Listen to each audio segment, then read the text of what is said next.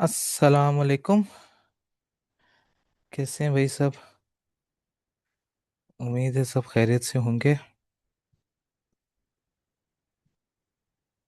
अच्छा जी। आज हम बेसिकली जो इकट्ठा हुए हैं, हम किस सब्जेक्ट के लिए हुए हैं बेसिकली? मैनेजमेंट अकाउंटिंग के लिए हुए हैं, ऐसे ही? अच्छा। अब ज़रा थोड़ी सी मैनेजमेंट अकाउंटिंग के हवाले से बात कर लेते हैं। अब ये पोस्ट रिजल्ट बैच है, ऑब्वियस सी बात है।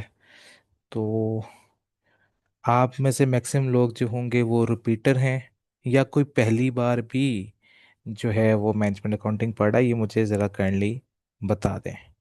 ठीक है, ताकि हम दोनों तरह की डिस्कशन जो हैं वो इसके अंदर कर सकें। ठीक है, तो मुझे ये बता दें कि कौन कौन पहली बार पढ़ा है और रिपीटर हैं। ठीक हो गया। ओके। लास्ट टाइम बेटा, अगर बुरा ना माने तो लास्ट टाइम क्या मार्क्स आए थे? मुझे बता सकते हैं?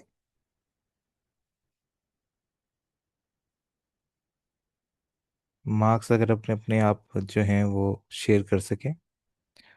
ओए अली भाई, वेरी क्लोज, बहुत ज्यादा क्लोज है ये। हम्म। That is okay. पिछले टाइम में पेपर पढ़ा था लेकिन नहीं दिया। ठीक है। 4837। जी, इसका मतलब थोड़ा सा हमें हल्की फुल्की और मेहनत की ज़रूरत है। और इंशाल्लाह जो है ना वो काम ठीक हो जाएगा। कोई अच्छा। ठीक है, और कोई ऐसा बच्चा जो फर्स्ट अटेम्प्ट वाला तो कोई नहीं है ना? लास्ट अटेम्प्ट में 46 थे। ओ। अच्छा, पेपर ही छोड़ दिया था। पेपर छोड़ने की कोई खास वजह बनी बेटा?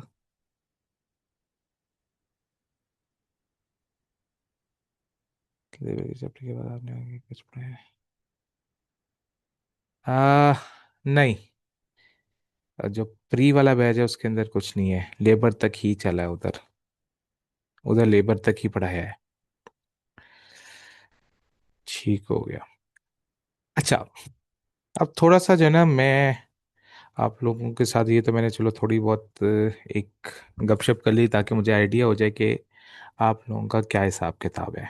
ये मुझे आइडिया हो गया कि हाँ भाई, हम कहाँ स्टैंड करते हैं बेसिकली। ठीक हो गया ना? अच्छा। बाकी बेटा जी ऐसे है कि अब हमने जो पढ़ना है, तो अब हमने कोशिश क्या करनी है, जाहिर सी बात है हम रिपीट भी कर रहे हैं चीज़ें।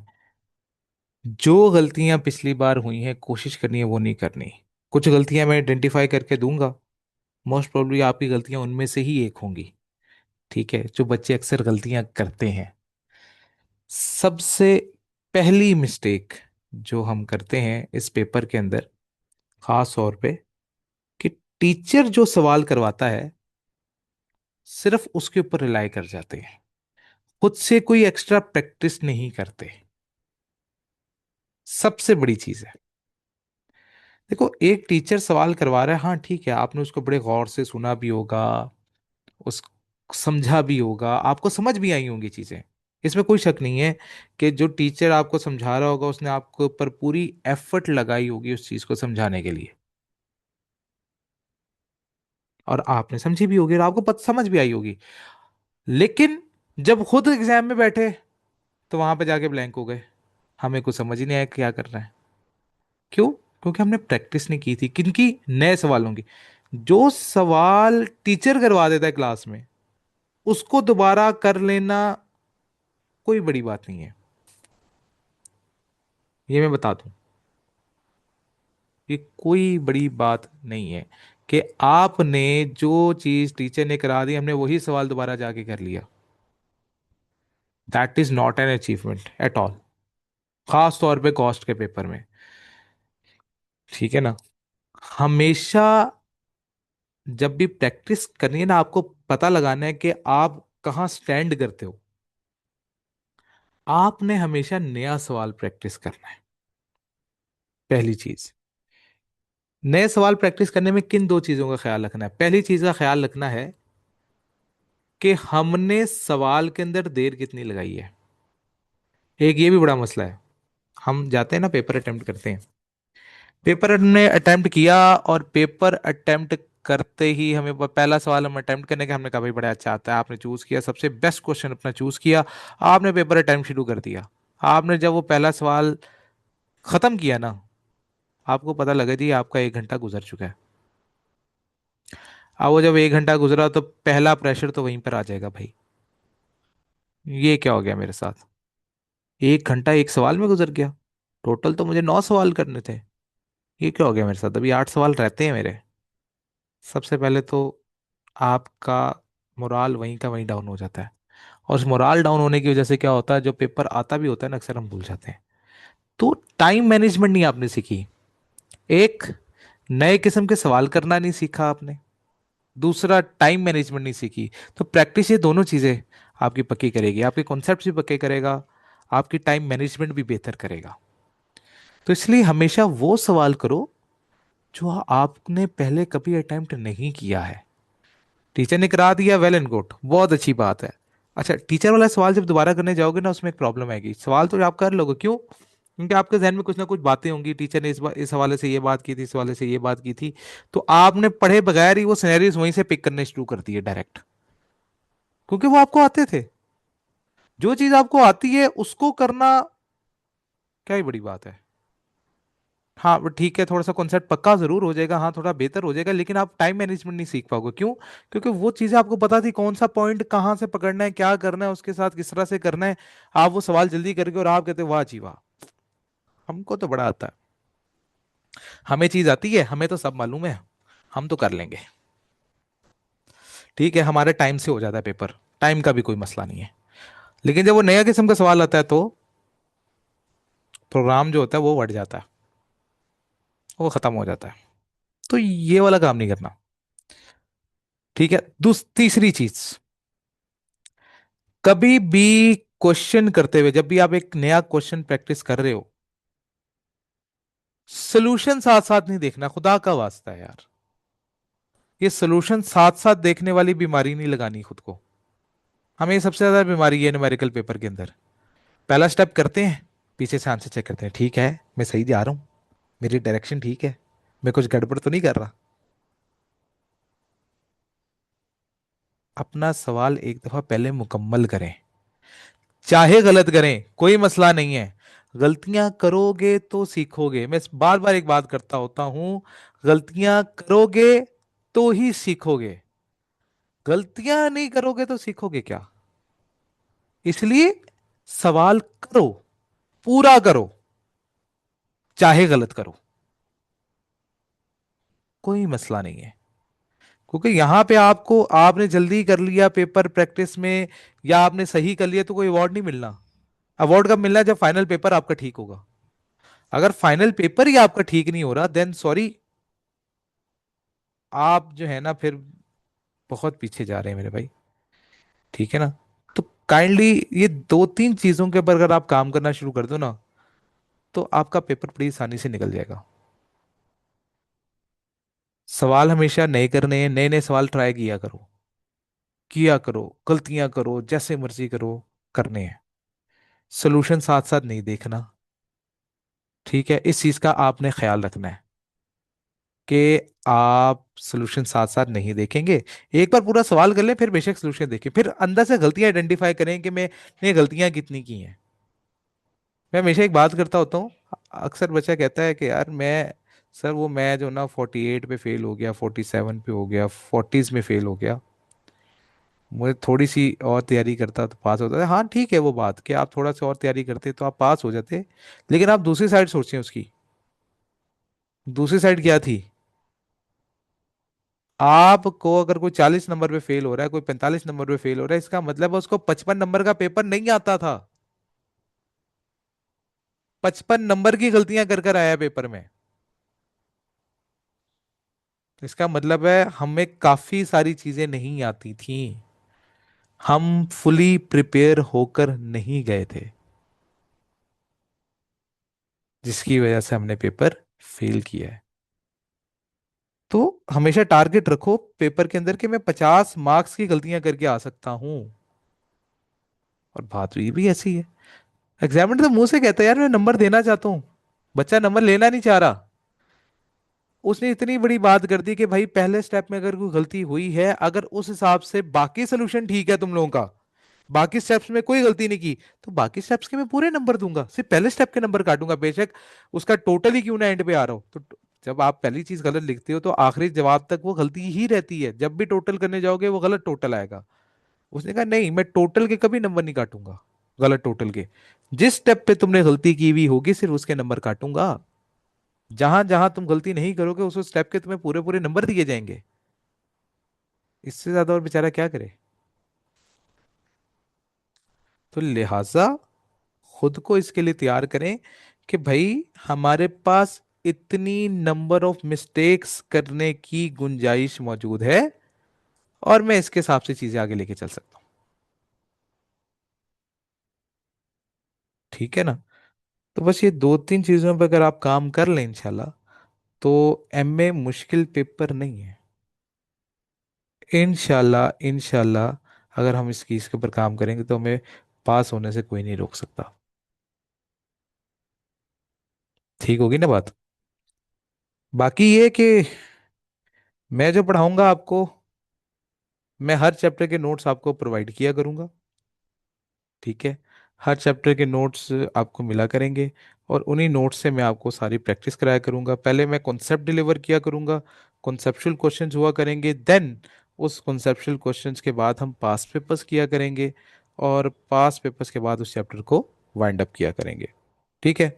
और ये चेक करने के लिए कि आपको सही तरीके से आता है कि नहीं, हम टेस्ट भी कंडक्ट करवाया करेंगे, और टेस्ट से हमें ये आइडिया हो जाएगा कि हमें चीज़ें कितनी आती हैं कितनी नहीं आती हैं। तो ये दो कुछ चीज़ें लेके हम स्टेप बाय स्टेप चलते रहेंगे, और इंशाल्लाह पेपर के एंड तक हम इसको कंप्लीट करेंगे। जहाँ तक बात है पेपर हमने ये सिलेबस कब तक कंप्लीट करना है, तो जो मेरा इस टाइम टारगेट है वो है 22 जुलाई। 22 जुलाई तक जो है इंशाल्लाह आपका ये सिलेबस ख़त्म होगा। पेपर आपका जो है बेसिकली 17 अगस्त से शुरू हो रहा है। तो आपके पास प्रेपरेशन का एक इनफ टाइम मौजूद होगा। ठीक है। जिसमें हम कुछ रिवीजन टेस्ट या मॉक्स अगर रखने, मॉक्स तो लाजमी होंगे, अगर आप कोई रिवीजन टेस्ट भी कहेंगे तो उसका भी हम प्लान आउट कर लेंगे। ओके होगी बात। तो ये कुछ चीज़ें हैं, मैंने कुछ पॉइंट्स आपके सामने रख दिए कि किन चीज़ों पे हमें काम करने की ज़रूरत है, और हम चीज़ें किस तरह लेके चलेंगे वो भी मैंने आपको बता दी है। आपके जहन में कोई सवाल आ रहा है तो आप पूछ सकते हैं, अगर कोई सवाल है किसी का तो। Any one any question.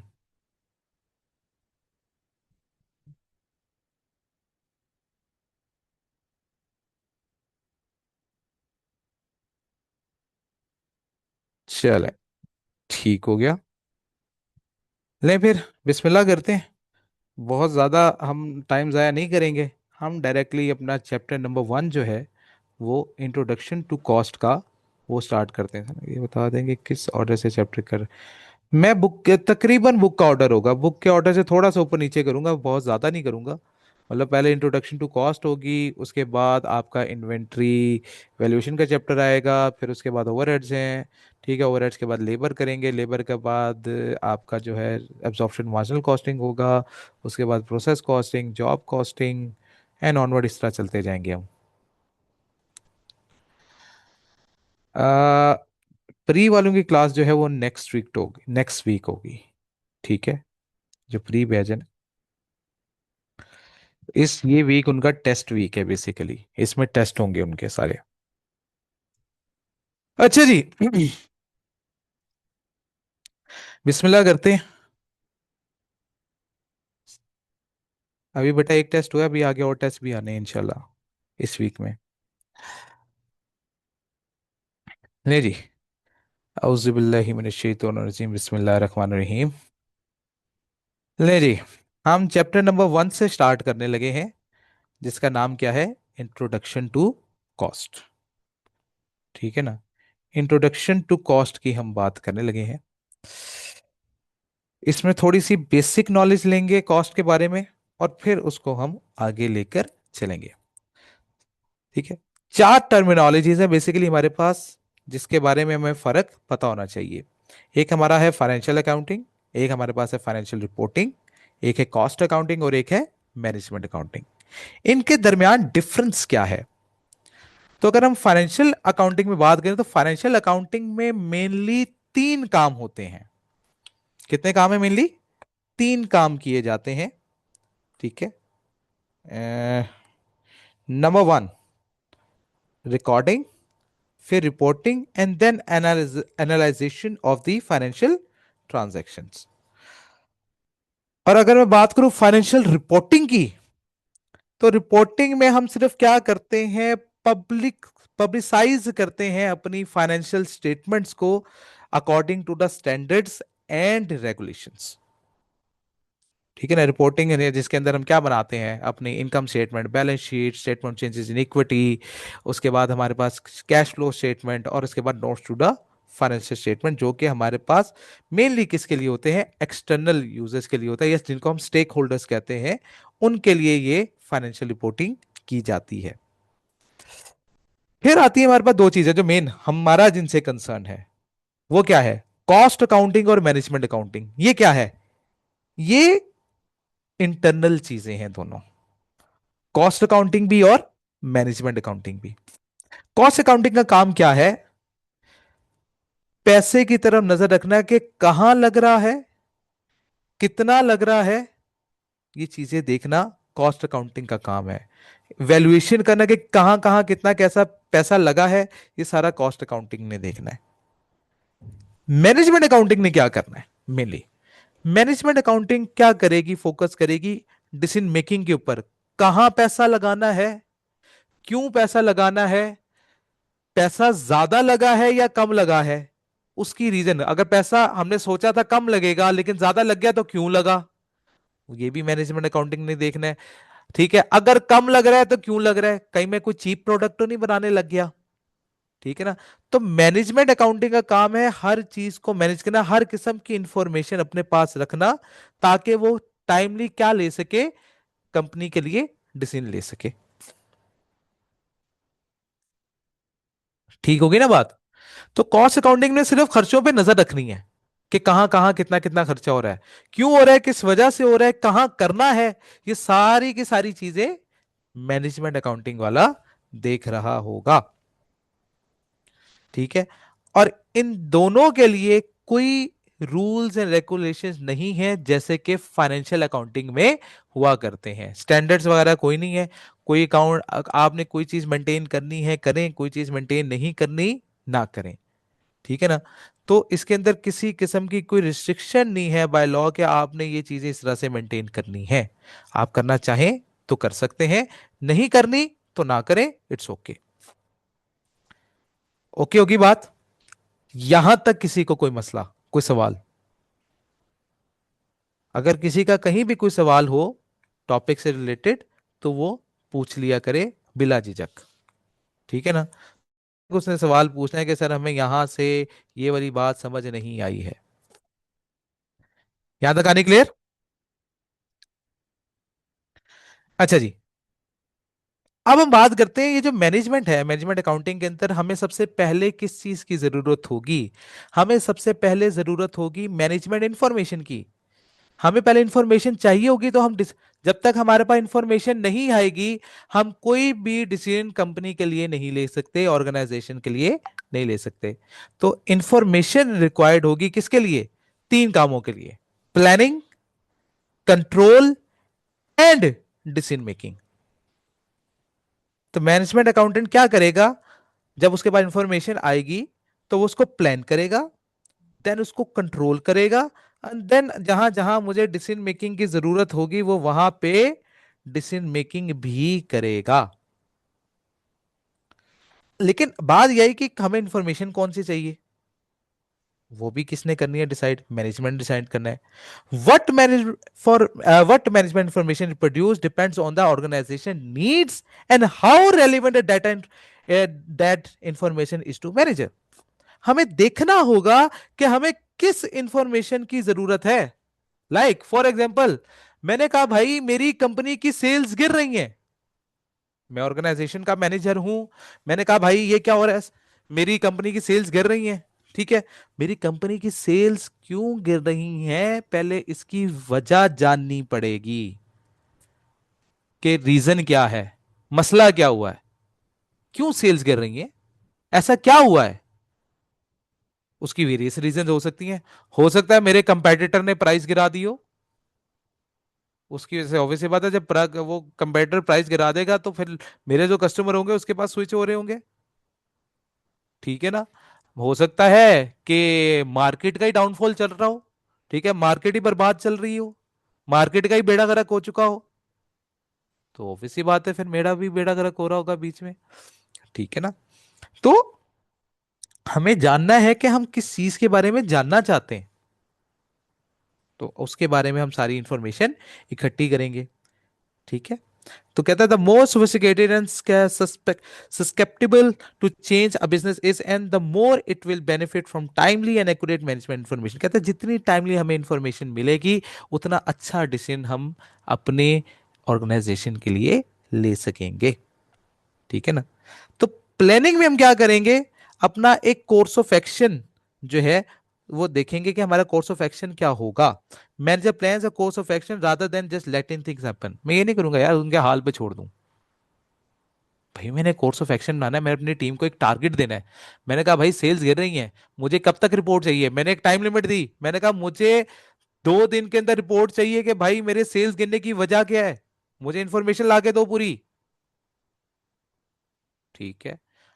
आपने कहा भाई आपने क्या करना है, आपने हो सकता है आपने किसी को सेल्स टारगेट दिया हुआ है, आपने कहा जी इस महीने तुमने 200 यूनिट बेचने हैं, तो ठीक है आपने उसे 200 यूनिट बिकवाने हैं, आप उसको टारगेट दोगे। आप ये नहीं करोगे कि भाई आपने एक बंदा हायर किया, उसको उसका काम समझाया और उसको उसके हाल पे छोड़ दिया। ठीक है ना। तो जब आप उसको उसके हाल पे छोड़ दोगे तो फिर तो अल्लाह खैर ही करेगा, कंपनी का तो फिर अल्लाह हाफिज है। ठीक है ना। तो हमेशा हमने एक प्लान देना है, कोर्स ऑफ एक्शन बनाना है कि हमने चीजों को किस तरीके से चलाना है अपनी ऑर्गेनाइजेशन के अंदर, किन किन रिसोर्सेज का इस्तेमाल करेंगे, किस तरीके से उनको कंट्रोल करेंगे, पूरा एक प्लान बनाया जाएगा। और उस प्लान की बेस के ऊपर हम एक बजट तैयार करेंगे।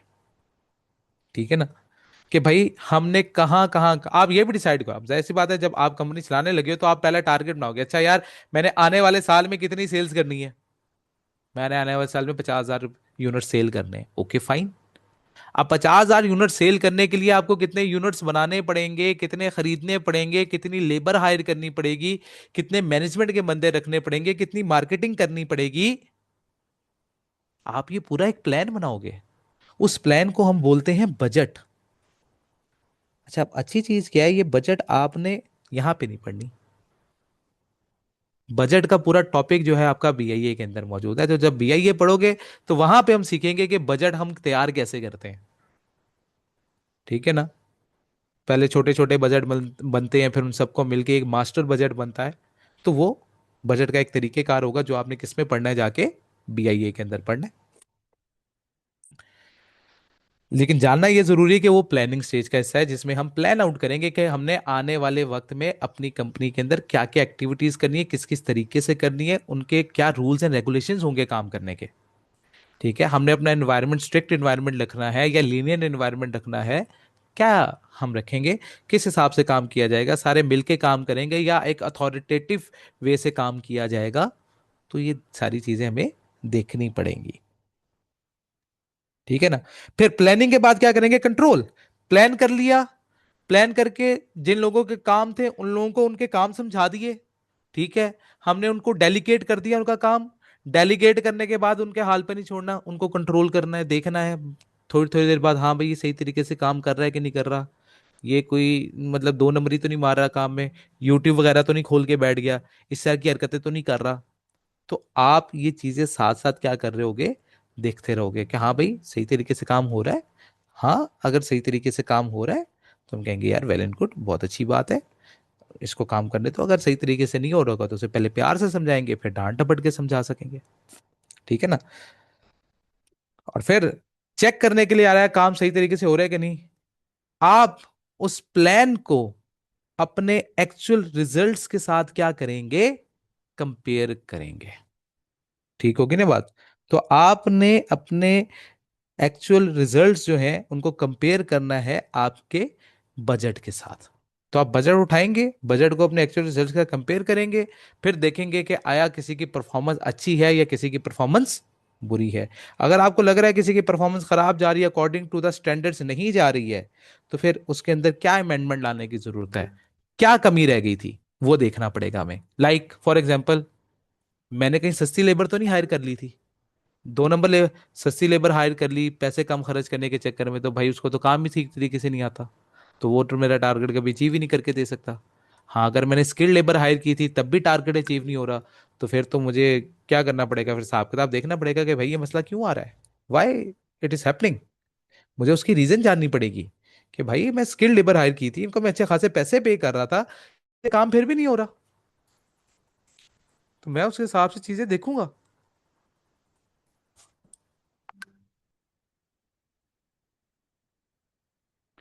ठीक है ना। ओके होगी बात। फिर जो भी आपको सूटेबल डिसीजन लगेगा, आप वो एक suitable course of action plan करेंगे, ताकि जो भी मसाइल है उनको क्या किया जा सके, रिजॉल्व किया जा सके। ठीक है। यहां तक किसी का कोई सवाल, any one any question.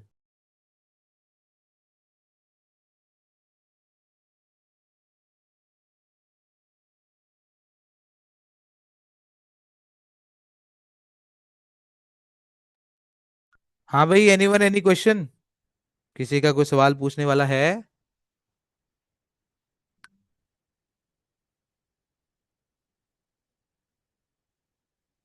All good, okay. ठीक है। आ,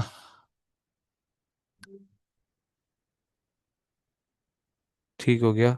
अच्छा यार मुझे एक मिनट दो सिर्फ, मुझे लगता है ये जो है ना दराज वाले आए हैं कोई ऑर्डर शॉर्डर लेके, मुझे कॉल कर रहा है बेचारा, मैं इसको देख कर आऊँ जरा, एक मिनट दो बस मुझे, फिर हम तो अगला टॉपिक स्टार्ट करते हैं।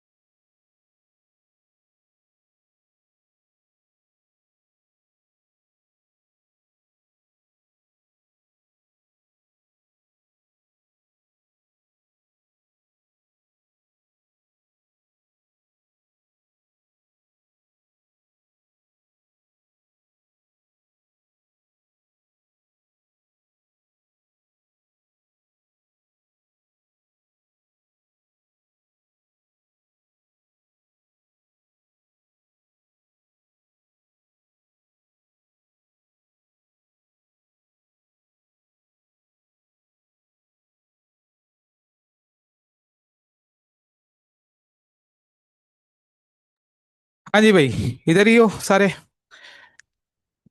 चलो आगे चलें, अगली गाने पे चलते हैं। ओहो। Question number one, question number one पढ़ लें। क्या कह रहा है, कहता है जी, from the perspective of a bakery, consider Ravi's role as the owner and manager of the bakery and the information he may need to operate his business successfully. अब आपने बताना है कि कौन सा आपका प्लानिंग है, कौन सा कंट्रोल है और कौन सा डिसीजन मेकिंग है। नंबर वन कहता है, a summary of suppliers floor prices for Ravi to use when selecting a supplier. जी, ये किस में आएगा?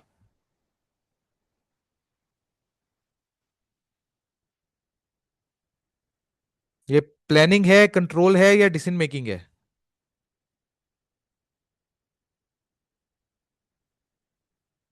हाँ भी मेरे गुंगो कुछ बोलो।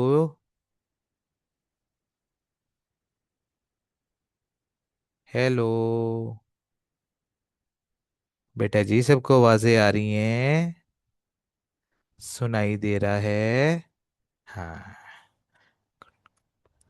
हाँ, इसका जवाब दिया करो, शाबाश। नहीं देखो, आपके पास समरी है सप्लायर्स की, यानी कि सप्लायर्स की लिस्ट है आपके पास। समरी ऑफ सप्लायर्स का मतलब क्या है कि आपके पास तमाम सप्लायर्स के मौजूद है कि वो कितने की चीजें बेचते हैं। अब आपने उनमें से सप्लायर सेलेक्ट करना है। तो ये किसका पार्ट होगा? डिसीजन मेकिंग का पार्ट होगा। ये किसका पार्ट बनेगा? डिसीजन मेकिंग का पार्ट बनेगा। ओके होगी बात?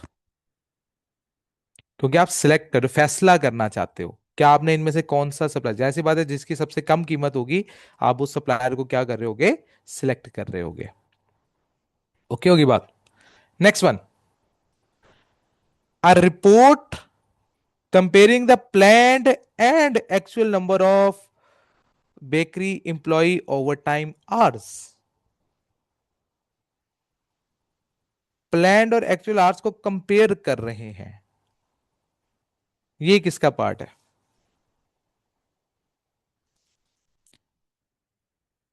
गुड, गुड, वेरी गुड, शाबाश। ये हमारा किसका पार्ट है? कंट्रोल का पार्ट आ गया। ठीक है।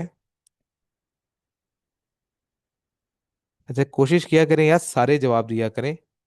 ठीक है ना? Next, a spreadsheet Ravi is preparing that contains the budget for the next year. हाँ जी। Okay, okay, good. ये प्लानिंग का पार्ट है, वेरी गुड। नेक्स्ट क्या आ गया? A report showing invoices issued to overdue customers have not yet been paid. कुछ customers थे, उनकी इनवॉइसेज अभी तक पे नहीं हुई। ओके। अच्छा, गुड। ठीक है, control, very good, good, good. Next क्या आ गया? A report showing a summary of competitors' selling price that Ravi uses when considering an increase in RKBU's selling prices.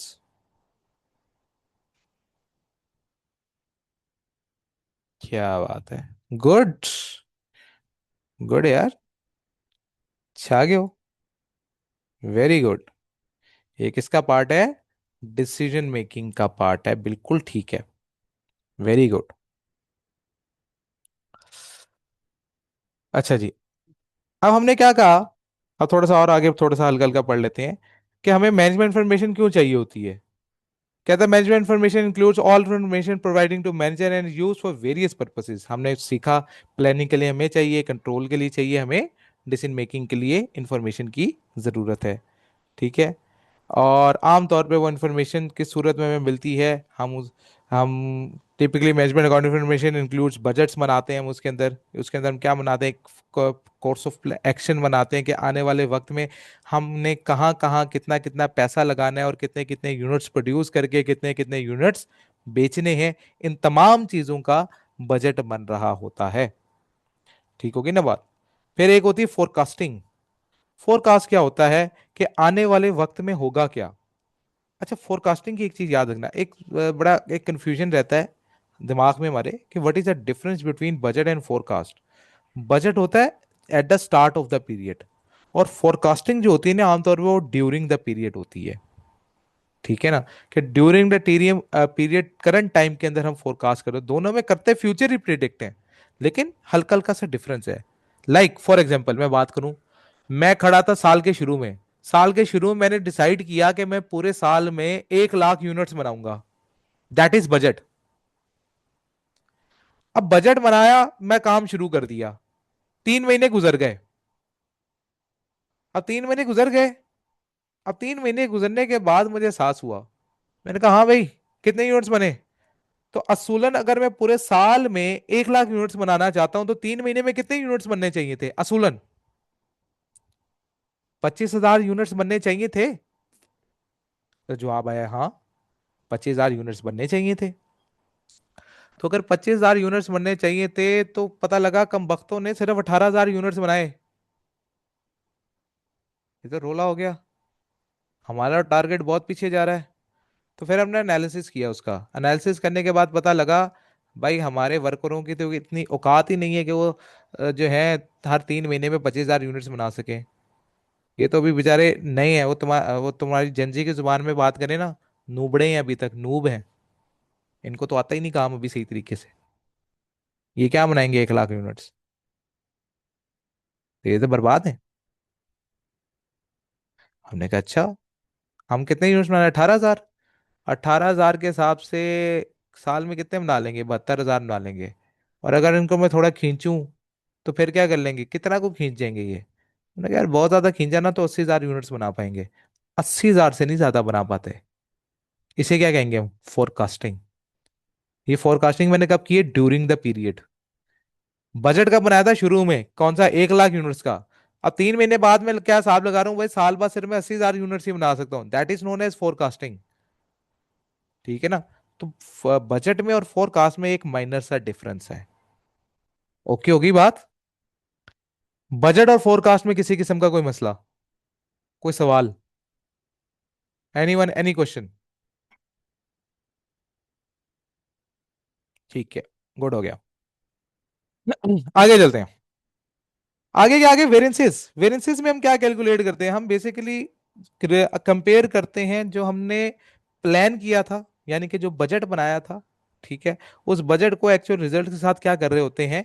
Compare कर रहे होते हैं कि हमने क्या कारनामा बेसिकली अंजाम दिया है। ठीक है ना? तो हमने अपने सोची हुई चीज को और कारनामों को आपस में क्या करना है? कंपेयर करना है, और देखना है कि आपने अच्छा काम किया है या बुरा काम किया है। ठीक है ना? तो दो सूरतों में वेरिएंसेस देखे जाते हैं, रेवेन्यू का भी देखा जाता है और आपकी कॉस्ट का भी देखा जाता है। अगर कॉस्ट ज्यादा लग गई है तो कमबख्तों ने काम खराब कर दिया, मेरा पैसा और लगवा दिया। लेकिन अगर सेल ज्यादा कर दिए तो मैं कहूंगा क्या बात है यार, छा गए हैं मेरे लोग, कमाल काम करते हैं। ठीक है ना? तो इसमें कोई मसला, यहां तक कोई कहानी कोई पूछने वाली हो?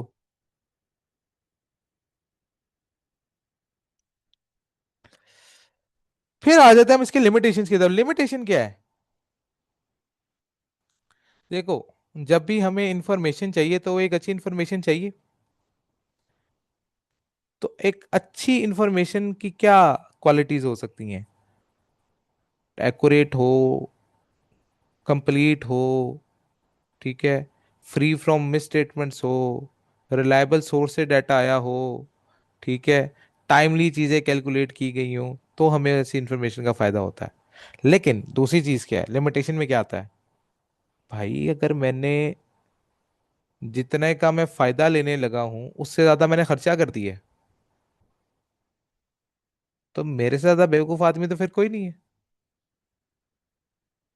फॉर एग्जाम्पल, वैसे अगर हम जनरल बात करते हैं, मैंने कहा भाई मेरी एक बस कंपनी है, मैं बस कंपनी चला रहा हूँ। ठीक है, अब मुझे शक होता है, मैं तो मालिक बनता हूँ, मुझे क्या, मैं तो नहीं बसों में जा जा के फिरूंगा, मुझे शक हो रहा है यार कि ना लोग ना टिकट खरीदे बगैर ही मेरी बस में चढ़ जाते हैं, मुफ्त खो रहे हैं, मुफ्ता मारते हैं।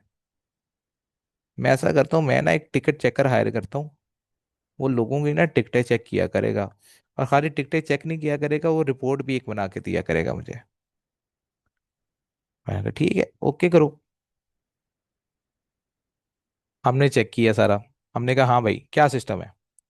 हमने बंदा हायर किया, उसकी तनख्वाह क्या रखी, 50,000 रुपये। मैंने बंदा हायर करके मैंने कहा भाई तुझे मैं 50,000 रुपये दे रहा हूँ, तेरा काम ये है लोगों को टिकटें चेक करनी है, लोग टिकट खरीद के चढ़े, टिकट खरीदे बगैर ना चढ़े, जो टिकट खरीदे बगैर चढ़े उसको जुर्माना डाल, जितना मर्जी डालना है डाल दे भाई, कोई टेंशन नहीं है। ठीक है, कोई मसला नहीं। और मुझे है ना मंथ एंड पे एक रिपोर्ट तैयार करके दिया करनी है तुमने हर महीने। ठीक है सरकार, कोई मसला नहीं, हो जाएगा। कि कितने लोगों ने टिकट नहीं खरीदी, कहाँ जाना था, क्या हिसाब था, सब कर लेंगे। लो जी, वो बंदे बंदे ने टिकटें चेक चुक करना शुरू की, उसने मंथ एंड पे एक रिपोर्ट बना के दे दी, हाँ भाई इतने लोग थे जिन्होंने इस जगह से इस जगह तक जाना था और इन्होंने टिकटें नहीं खरीदी थी। मैंने कहा, ठीक। मैंने बुलाया एक हिसाब किताब वाला, मैंने कहा भाई चेक कर कि कितने रुपए का नुकसान मुझे हो रहा था। उसने सारा चेक चुक किया, कहता जी कि अगर ये सारे लोग टिकटें खरीद लेते तो ये टोटल टिकटों की कीमत बननी थी 10,000 रुपये। मैं क्या बेड़ा गर्क, 10,000 रुपये बचाने के लिए मैंने ऊपर 50,000 रुपये लगा दिए। तो भाई मेरा तो ऐसे ऐसे ऐसा काम नहीं करना, कंपनी को नुकसान नहीं पहुंचाना भैया, ये नहीं चलेगा। हमेशा वो काम करें, ऐसे काम पे अपना वक्त लगाएं जो आपको जितनी, क्योंकि जाहिर सी बात है जितनी इंफॉर्मेशन इकट्ठी करोगे, जो कुछ करोगे उसमें पैसा खर्च होता है, टाइम लगता है। तो जितना खर्चा होगा उससे ज्यादा का फायदा होना चाहिए, तब तो फायदा है उसके ऊपर काम करने का, वरना फायदा नहीं है। अब मैं 10,000 रुपये बचाने के लिए उसके ऊपर मैंने 50,000 रुपये की निगरानी रख दी है, भाई मैं तो फिर बेवकूफ आदमी हुआ ना। बातें समझ आ रही हैं। फिर दूसरी चीज क्या है, दूसरी लिमिटेशन क्या है, based on the past event, past event की बेस पे है। और भाई पास्ट के सिनेरियोज और थे, आजकल जो है, जो तो ये एजेंसियों का दौर है भाई, चीजें यूं बदलती हैं, फास्ट एंड फ्यूरियस। मैं मना के साथ बैठा था, लोगों को ये चीजें पसंद है, ठीक है, जा रहा है जा रहा है जा रहा है ट्रेंड, वो तो ट्रेंड से आउट हो गया। मैं अभी भी वो हिसाब लगा के डरता हूँ, अच्छा यार जनवरी में सेल्स इतनी हुई थी, फरवरी में उससे ज्यादा हुई, मार्च में उससे ज्यादा हुई, पता लगा अप्रैल में तो वो मार्केट से आउट हो गया था। लोग उससे उकता गए थे, क्योंकि जनजी तो यूं उकताता है किसी चीज से, वो कहता है भाई ये चीज बस हो गई, अब कोई नई चीज ट्राई करते हैं। तो भाई आप तो सारा काम ही किसकी बेस पे कर रहे हो, पास्ट इवेंट्स की बेस पे। पास्ट तो कभी भी बदल सकता है, आपके सिनेरियो कभी भी बदल सकते हैं, तो आप उसके ऊपर तो रिलाई नहीं कर सकते इतना ज्यादा। तो ये एक थोड़ा सा मसला आता है कि जहां पे बहुत ज्यादा चेंजेस है, खासतौर पे फैशन डिपार्टमेंट में क्या होता है, हर 2-3 महीने बाद कोई नया फैशन इन हुआ हुआ होता है। तो वो तो फिर उसकी बेस पे हम फ्यूचर ट्रेंड्स को कैलकुलेट करना हमारे लिए थोड़ा सा इम्पॉसिबल सा हो जाता है। ठीक होगी ना बात। नेक्स्ट क्या आ गया,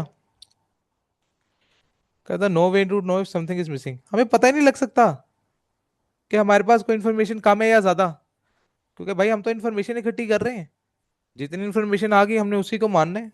अब हमें क्या पता कंप्लीट है कि नहीं है, बस जितनी आ गई हमारे लिए वही है, उसी बेस पे हम डिसीजन मेकिंग करी जा रहे हैं। फिर reluctant to question computer system reports. हम आमतौर पे अब ये काम किससे कर रहे हैं, हम खुद तो नहीं कर रहे बैठ के, हमने खुद तो ये काम छोड़ दिए, हम अब कंप्यूटर से ये काम करवाते हैं। ठीक है ना। ठीक है, डाटा डाटा का पेपर पढ़ो ना, तो डाटा के पेपर में तुम लोगों को आइडिया होगा, अब जितने काम हो रहे हैं किससे हो रहे हैं, कंप्यूटर से हो रहे हैं। वहां पे आप चीजें सीखोगे, जिसने डाटा का पेपर पढ़ लिया उसको आइडिया होगा काफी ज्यादा, कि भाई अब तो सारी चीजें एआई बेस्ड होती जा रही हैं। हम तो एआई को कही जा रहे हैं खुद ही डाटा प्रोसेस कर, हम सिर्फ डाटा तुझे देंगे, प्रोसेस भी खुद ही कर, कैटेगरीज भी खुद ही बना, रिपोर्ट भी खुद ही तैयार करके दे। तो हम तो बहुत ज्यादा उसके ऊपर क्या हो चुके हैं, रिलायंट हो चुके हैं, किस पे ऊपर, कंप्यूटर सिस्टम के ऊपर। ठीक है ना। तो जब हम कंप्यूटर सिस्टम पे रिलाय हो गए तो फिर हम जो वो रिपोर्ट बना के देगा उसके ऊपर यकीन भी हमें ज्यादा आ रहा होगा, कहेंगे हाँ यार ठीक ही कह रहा होगा, क्या ही गलती हुई होगी। लेकिन ये भूल रहे हो कि उस कंप्यूटर के अंदर डाटा कौन फीड कर रहा है, और तुम लोग ही फीड कर रहे हो भाई, और तुम लोग क्या हो, तुम लोग तो गलती के पुतले हो, तुम लोग तो गलतियां करते रहते हो, तो वो तो गलतियां होती ही रहेंगी। तो जब डाटा गलत इनपुट होगा तो फिर जो उसके अंदर से रिजल्ट निकल के आएगा वो कौन सा ठीक होगा फिर। तो अक्सर कंप्यूटर सिस्टम की रिपोर्ट्स भी क्या हो जाती है, गलत हो जाती है, क्योंकि सिस्टम में चीजें ही गलत क्या की गई होती हैं, एंटर की गई होती हैं। तो उसकी वजह से भी मसला आ सकता है। फिर कहता है जी, based on the assumption that may now be invalid, कुछ ऐसी assumptions ले ली गई हैं जो अब इनवैलिड हो चुकी हैं। ठीक है। लाइक फॉर एग्जांपल, मैं assumptions का लेके चल रहा था, मैंने कहा भाई, हम मैं जिस बिजनेस में इन्वेस्ट कर रहा हूँ ना, मुझे पाकिस्तान की हुकूमत ने उसके ऊपर टैक्स वेवर दिया हुआ है। तो मैं उसकी बेस पर डिसीजन मेकिंग कर रहा था। मैंने कहा यार कि ये तो मुझे टैक्स वेवर्स दे रहे हैं, तो ठीक है, मेरा खर्चा तो कम होगा, मुझे टैक्स पे नहीं करना पड़ेगा, तो मेरी कॉस्ट सेविंग होगी इसके अंदर। तो ठीक है, मैं यहाँ पे इन्वेस्ट करता हूँ। वो पता लगा जी कि उन्होंने तो टैक्स वेवर्स हटा दिए। उन्होंने कहा नया जो आपका जून में जो वो क्या आता है, एनुअल, क्या बोलते हैं यार, अभी मेरे जहन में नहीं आ रहा वो लफ्ज, बजट जो आता है, एनुअल बजट जो आता है, एनुअल बजट में पता लगा जी कि वो उन्होंने तो वो टैक्स की वेवरशिप जो है वो खत्म कर दी है। तो जब टैक्स की वेवरशिप खत्म कर दी है तो ओहो, अब मसला हो गया मेरे लिए। फिर दूसरी क्या चीज आ गई, ओवर रिलायंस और फाइनेंशियल इंफॉर्मेशन। हम फाइनेंशियल इंफॉर्मेशन में बड़ा रिलाय करते हैं। वो ना, हमारी सेल्स बढ़ रही है, दिन ब दिन बढ़ रही है, क्या बात है, मैं तरक्की कर रहा हूँ, मैं तो आगे निकलूंगा, मैं मेरी क्या ही बात है। वो ना, मुझे इस पे एक एग्जांपल याद होती होती है। लाहौर में ना कुछ तीन 3-4 साल पहले की बात है। एक ब्रांड आया था खाने का, क्या नाम था उसका, जीला। जीला था। उसकी एक वीडियो बड़ी मशहूर हुई थी, जीलिया किनिया मोहब्बता पावेगा। वो मतलब वो देसी घी डालता रहता था खाने में, डालता रहता था। उसकी बड़ी वीडियो वो मशहूर हुई थी। ठीक है, लोगों ने कहा कि क्या बात है, जिले की कर रहे हैं यार, तू तो छा गए हैं, ए हो गया, ओ हो गया। तो ना उस चक्कर में ना, हमारा एक दोस्त था, मैं लाहौर में उस वक्त पढ़ाता था, तो मेरा कुलीग था एक। ठीक है। वो एक बात करता था। वो ना बड़ा क्या, रोज फैकल्टी रूम में बैठ के ना, वो बंदा हमें रोज कहता होता था, कहता है यार जिला एक नशा है, जिला एक नशा है, जिन्हें जिला नहीं खाता ना, उन्हें कुछ नहीं खाता। हमने भी यार एक दिन तंग आके ना, सारों ने कहा यार चलो आज जिला खाने चलते हैं हम। ठीक है, हम सारे जिला खाने चले गए, हमने कहा चलो जी, रश भी बड़ा था वहां पे, और इंतहा का रश था। मतलब हमें बैठने की अगले ना 15-20 मिनट तक जगह नहीं मिली। 15-20 मिनट हमें इंतजार करना पड़ा, फिर हमें कहीं बैठने की जगह मिली खाने की। ठीक है। क्योंकि उसके दिन ब दिन सेज बढ़ती जा रही थी। हमने कहा चलो मंगवाया खाना, हमने बैठ के खाया। फिर ना जब खाना खाने के, जैसे हमने खाना खाया ना, तो वे हमारे एक दोस्त बैठे हुए थे वहां पे, आप सब भी जानते होंगे उनको, HM नान साहब। ठीक है। बैठ के कहते हैं, जैसे ही खाना खा के फ्री हुए हैं, पहला लफ्ज उनके मुंह से कहते हैं, जीला एक नशा है जो फटाफट उतर जाता है। मतलब इतना को पथेटिक किस्म का खाना था ना उनका, कि दिल चाह रहा था, दिल से गालियां निकल रही थी। वो ना, वो मुंह पे तो नहीं आई, लेकिन दिल से बहुत गालियां निकल रही थी, क्योंकि वहां पे सारे माशाल्लाह से हम जो थे वो टीचर लोग ही बैठे हुए थे, तो वो गालियां मुंह पे निकाल नहीं सकते थे वहां पे। लेकिन वो जो है ना, बड़ी तमीज के दायरे में जो है ना, आसान साहब बात कर गए थे। तो ये वही वाली बात है कि भाई हम ओवर रिलायंस कर जाते हैं फाइनेंशियल इंफॉर्मेशन के ऊपर। भाई ये नहीं देखना कि सेल्स हो रही है कि नहीं हो रही, ये भी देखना पड़ता है कस्टमर सेटिस्फाई है हमसे कि नहीं है। कस्टमर सेटिस्फेक्शन तो हम देख ही नहीं रहे। Customer satisfaction is the most important part of the organisation, क्योंकि कस्टमर आपका रिपीट होना होता है। वो अगर कस्टमर ही आपसे सेटिस्फाइड नहीं है तो दोबारा क्यों आएगा। बल्कि जब जाएगा तो 4 लोगों को और रोकेगा, जैसे मैं अब रोकता हूँ। मैं कहता हूँ खुदा का वास्ता किसी जिले का नाम लिया तो, ठीक है ना। तो आपकी जो वो नेगेटिव मार्केटिंग होती है इससे, अगर आप कस्टमर सेटिस्फाइड नहीं कर पा रहे हो, दैट मीन्स कि भाई आपके आगे बिजनेस का डाउनफॉल है। फॉर द करंट टाइम हो सकता है आप किसी वायरल चीज की वजह, किसी वजह से मशहूर होके आप इस टाइम चल रहा है आपका काम, लेकिन बाय द टाइम क्या होगा, आपका डिक्लाइन आना शुरू हो जाएगा, क्योंकि कस्टमर आपसे सेटिस्फाई नहीं है। इसमें एक और बड़ी एग्जांपल क्या है, वो आपने किसी वो एक कंपनी का नाम सुना होगा, नोकिया, अगर आइडिया हो उसका। एक जमाने वो मोबाइलों का बाप था। वो उसके लेवल का कोई था ही नहीं। मतलब वो जो क्वालिटी देता था, वो कहता था दीवार पे देख के मारो मेरा मोबाइल नहीं टूटेगा, गारंटी देता था इस चीज की। और बात सही भी थी। आप उसका मोबाइल जितनी मर्जी बार दीवार पे मार दो, उसको कख नहीं होता था। आजकल के मोबाइलों को अरे डर ही लगा रहता है, ये हाथ से गिरा वो स्क्रीन फारिग हो गई, एक गया तो ये फारिग हो गई। क्वालिटी वाइज में बहुत अच्छा था, लेकिन जो कस्टमर डिमांड कर रहा था उसको वो पूरा नहीं कर रहा था। बाद में टच मोबाइल्स आए। टच मोबाइल्स ने सारी मार्केट नोकिया की खा ली। और वो अपने चौड़ में रहा, मैं क्वालिटी प्रोडक्ट बनाता हूँ, मेरे से अच्छा तो कोई है नहीं, तो मुझे क्या ही कोई पीछे छोड़ेगा। वो अपने साथ इनोवेशन लेकर ही नहीं आया। वो उन्हीं मोबाइलों पे लग रहा, बटनों वाले मोबाइल पे। और बाकी मोबाइल आए, उन्होंने टच वाले मोबाइल दिए। उन लोगों का, हाँ भाई इस पे यूट्यूब देखो, इस पे जो है जाके नेटफ्लिक्स देखो, इस पे ये टच हो गया, आप मैसेज जो है वो जहां मर्जी से टाइप कर सकते हो, लोगों को ये शशके दिए, लोग उसकी तरफ स्विच हो गए। और नोकिया एकदम से मार्केट से क्या हो गया, आउट हो गया, क्योंकि वो अपने आप को वहां पे सरवाइव नहीं कर सका, क्योंकि उसने टेक्नोलॉजी की तरफ देखा ही नहीं। फिर कई सालों बाद वो टेक्नोलॉजी के ऊपर वापस आया। उसने दोबारा एक कमबैक करने की कोशिश की, लेकिन फिर वो उस तरह का कमबैक नहीं कर सका, और वो मार्केट में खत्म हो गया। आज आप देखो तो आज आपको नोकिया का मोबाइल कहीं से नहीं मिलेगा।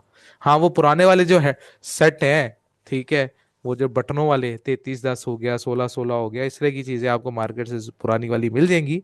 लेकिन नए मोबाइल अब उनके मैन्युफैक्चर नहीं होते हैं, उनका मार्केट से सफाया हो चुका है। तो इसलिए खाली फाइनेंशियल इंफॉर्मेशन की तरफ हमने नहीं फोकस करना, हमने नॉन फाइनेंशियल इंफॉर्मेशन के ऊपर भी फोकस उतना ही करना है। ओके, हो गई बात? कोई मसला? Any one, any problem?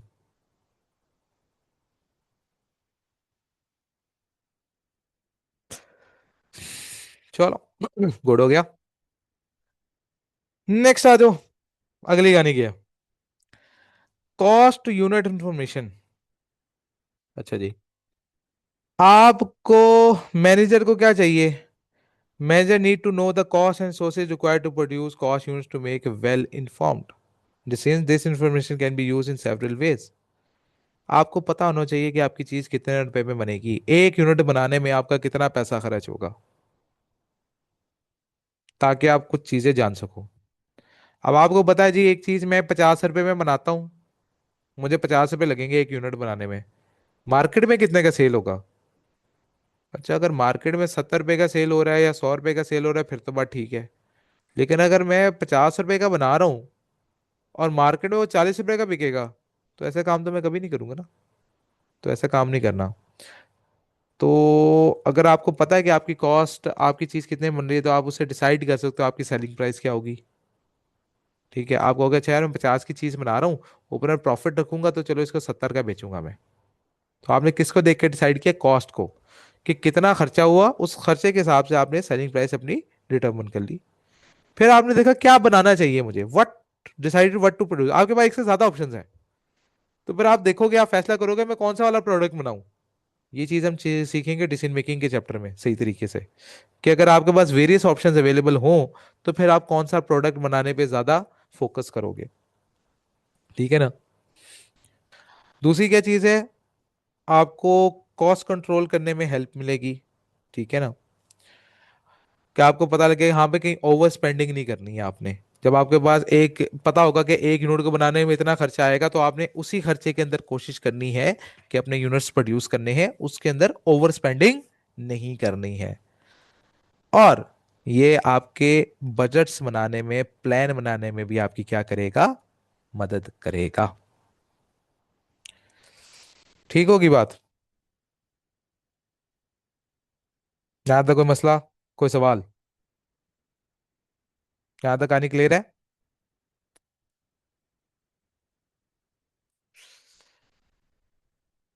अच्छा जी।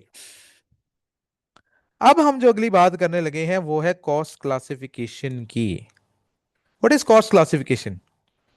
आसान अल्फाज में कब बात करूं तो खर्चों को कितने नजरियों से देखा जा सकता है। कॉस्ट, खर्चों को देखने के कई सारे नजरिए हैं। उन नजरियों से हम बेसिकली इसके बारे में बात करेंगे।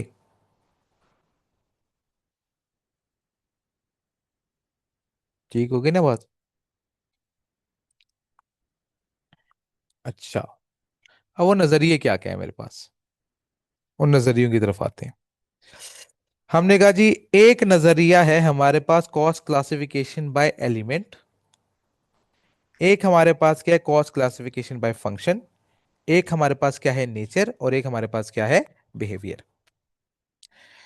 एलिमेंट में मैं अगर बात करूं तो एलिमेंट में मेरे पास तीन चीजें हैं। मटेरियल, लेबर और एक्सपेंसेस। मटेरियल क्या है, वो इंग्रेडिएंट जो प्रोडक्ट बनने में इस्तेमाल हो रहा है। लेबर, जो प्रोडक्ट बनाने में मेरी मदद कर रही है। अच्छा, फिर लेबर की एक और चीज बड़ी जरूरी। लेबर कौन है, जो मेरे प्रोडक्ट बनाने में मेरी मदद कर रहा है, या जो मेरा एम्प्लॉय है। अब लेबर को लेबर कहने के लिए तीन शर्तें हैं, वो तीनों शर्तें होंगी तो उसको आपने लेबर कहना है, अदरवाइज उसको लेबर कंसीडर नहीं करना। वो क्या तीन शर्तें हैं। पहली शर्त क्या है, वो आपका एम्प्लॉय होना चाहिए। ठीक है ना, एम्प्लॉय हो आपका, वो आपको उसके बदले क्या दे रहा हो, सर्विसेज भी प्रोवाइड कर रहा हो। एम्प्लॉय है, सर्विसेज दे रहा है, और सर्विसेज के बदले ऑर्गेनाइजेशन उसको पैसे भी पे कर रही है, यानी कि जिसको हम क्या बोलते हैं, कंसिडरेशन। तो कंसिडरेशन भी पे हो रही है। तो अगर ये तीनों शर्तें पूरी होंगी तो ही हमने उसको लेबर कहना है। अगर इन तीनों में से कोई एक भी शर्त पूरी ना हुई तो फिर हम उसको लेबर नहीं कहेंगे। ठीक है ना। लाइक फॉर एग्जाम्पल, मैं एक एग्जाम्पल के तौर पर बात करता हूँ। मैं कहा भाई मेरे ऑफिस का ना एसी खराब हो गया, मैंने एसी ठीक करवाने के लिए एक बंदा बुलाया। बंदा आया, उसने अपनी सर्विसेज दी, उसके बदले मैंने उसको पैसे दिए, और उसने एसी ठीक किया, बदले में पैसे लिए, और वो चला गया। बताओ ये मेरी लेबर है या मेरी लेबर नहीं है।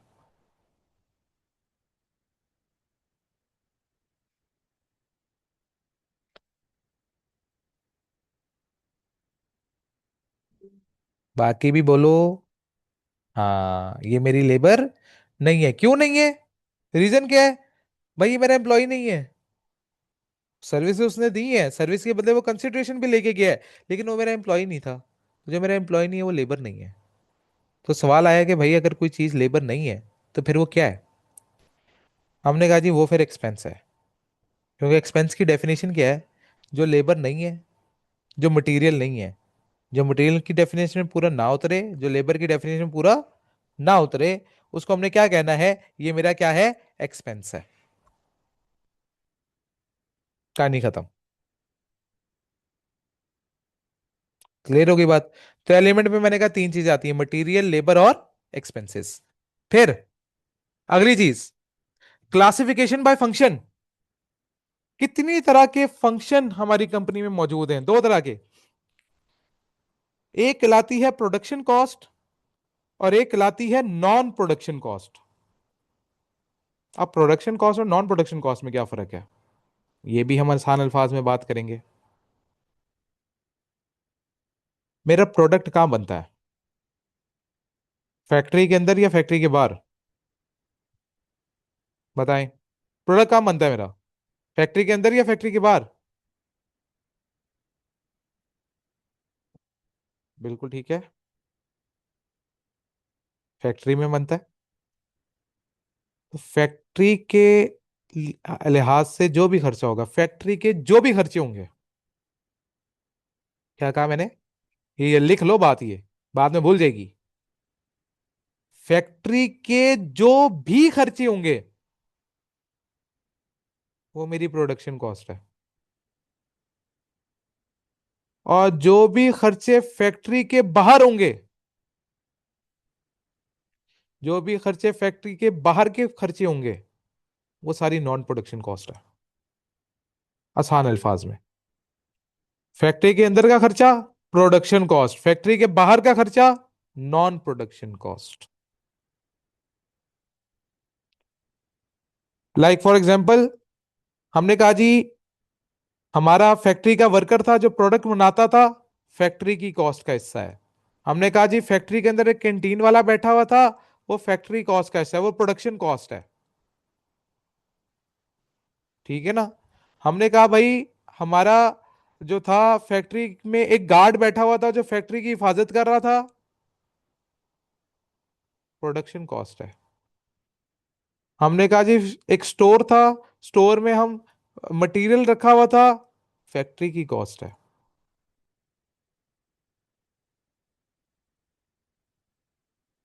बातें समझ आ रही हैं? कोई मसला? अच्छा, अब एक चीज ध्यान में रखनी है, एक चीज, एक छोटी सी बात लिखो, लिख लो। कई जगह लफ्ज इस्तेमाल होता है स्टोर का, और कई जगह लफ्ज इस्तेमाल होता है वेयर हाउस का।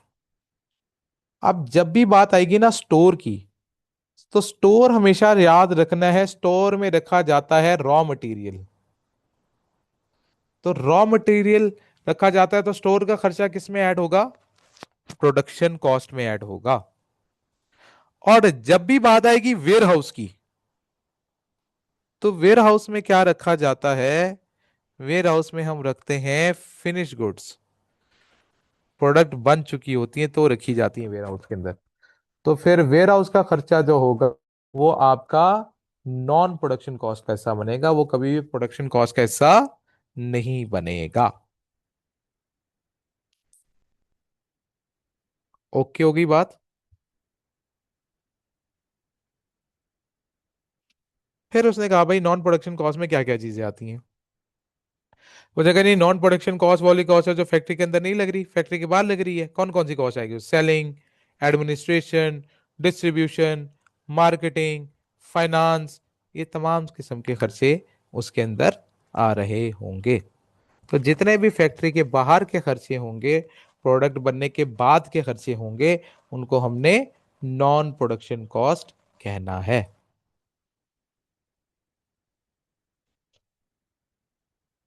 तो प्रोडक्शन कॉस्ट और नॉन प्रोडक्शन कॉस्ट में कोई मसला? Any one, any problem, any question?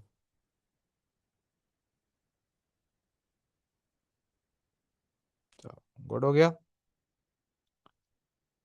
ले जी। ओहो, यहाँ पे तो ये सारा हुआ हुआ है। एक मिनट में इनको बताऊं।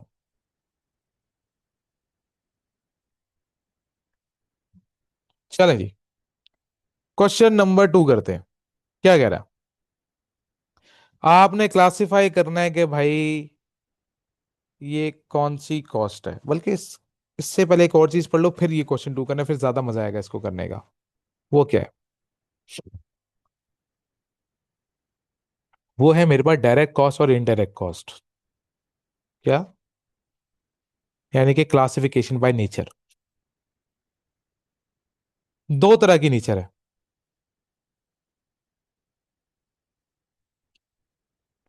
एक होती है डायरेक्ट कॉस्ट, और एक होती है इनडायरेक्ट कॉस्ट।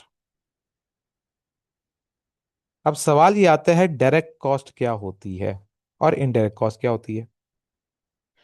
डायरेक्ट कॉस्ट को डायरेक्ट कॉस्ट कहने के लिए दो शर्तें पूरी करना लाजमी है।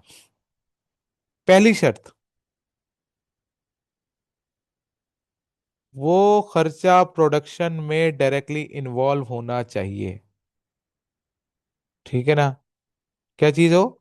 Directly involve in production, material जैसे जो प्रोडक्ट बनाने में लग रहा है, लेबर जो प्रोडक्ट बनाने में काम कर रही है। ठीक है।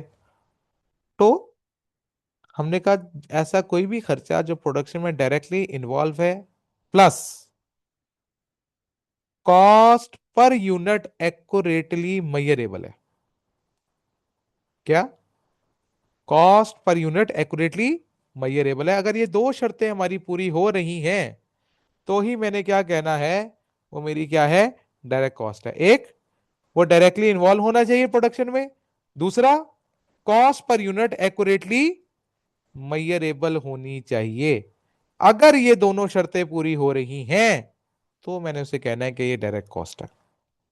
और डायरेक्ट कॉस्ट में क्या क्या चीजें आती हैं? डायरेक्ट मटेरियल, डायरेक्ट लेबर और डायरेक्ट एक्सपेंसेस। और इनको हम प्राइम कॉस्ट भी कहते हैं।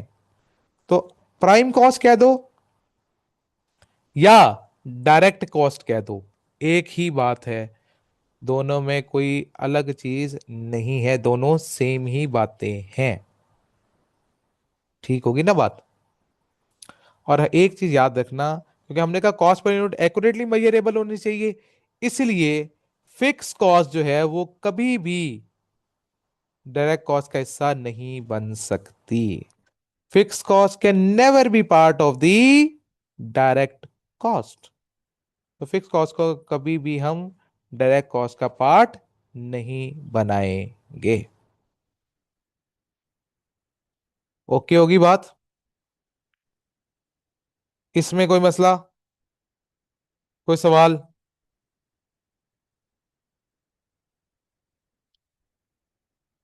अच्छा जी। फिर हमने कहा इनडायरेक्ट कॉस्ट। इनडायरेक्ट कॉस्ट का दूसरा नाम क्या है? इनडायरेक्ट कॉस्ट का दूसरा नाम है ओवरहेड्स। इनडायरेक्ट कॉस्ट का दूसरा नाम क्या है? ओवरहेड। ओवरहेड्स कह दो या इनडायरेक्ट कॉस्ट कह दो, एक ही बात है। अब ओवरहेड्स होते हैं दो तरह के। एक होते हैं प्रोडक्शन ओवरहेड्स और एक होते हैं नॉन प्रोडक्शन ओवरहेड्स। क्या है? एक प्रोडक्शन ओवरहेड्स है और एक नॉन प्रोडक्शन ओवरहेड्स है। ठीक है। अब प्रोडक्शन ओवरहेड्स में कौन कौन सी चीजें आएंगी? हमने कहा जी इनडायरेक्ट मटेरियल, इनडायरेक्ट लेबर और इनडायरेक्ट एक्सपेंसेस। ये प्रोडक्शन ओवरहेड्स का हिस्सा है। नॉन प्रोडक्शन में क्या आएगा जो हमने ऊपर पढ़ लिया? Selling, admin, distribution, marketing, finance. ये सारे के सारी चीजें क्या है? नॉन प्रोडक्शन ओवरहेड्स का हिस्सा है। ओके हो गई ना कहानी। इनमें कोई मसला, कोई सवाल?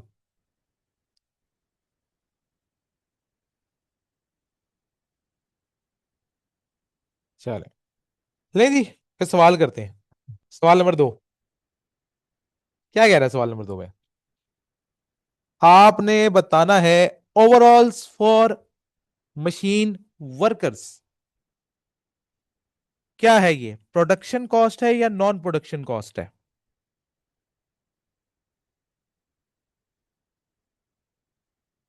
बिल्कुल ठीक है। ये है प्रोडक्शन कॉस्ट। प्रोडक्शन कॉस्ट में ये किसका हिस्सा बनेगा?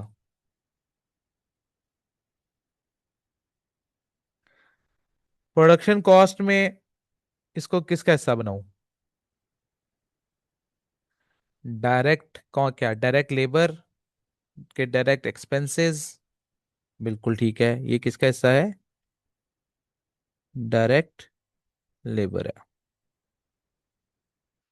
अच्छा, अब ओवरऑल्स बेसिकली बोलते हैं किसको है? उनके जो यूनिफॉर्म, नहीं एक मिनट, माजरत माजरत माजरत, डायरेक्ट लेबर मैंने क्यों लिखवा दिया? लेबर तक ठीक है, ये आपकी आएगी इनडायरेक्ट लेबर।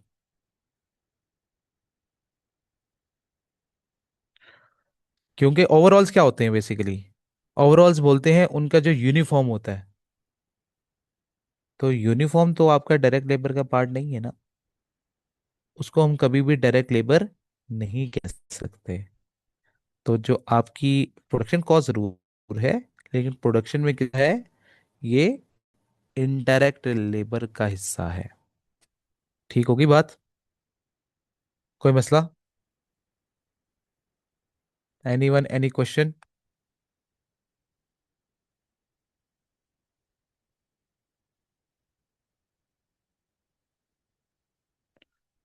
अच्छा नेक्स्ट आ जाओ। अगला क्या है?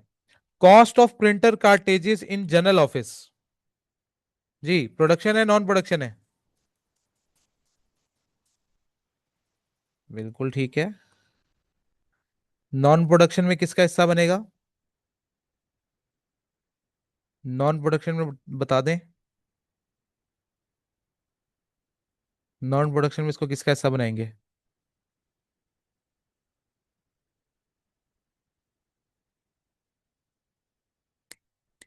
हाँ हाँ, नॉन प्रोडक्शन में हमने क्या क्या चीजें पढ़ी थी अभी?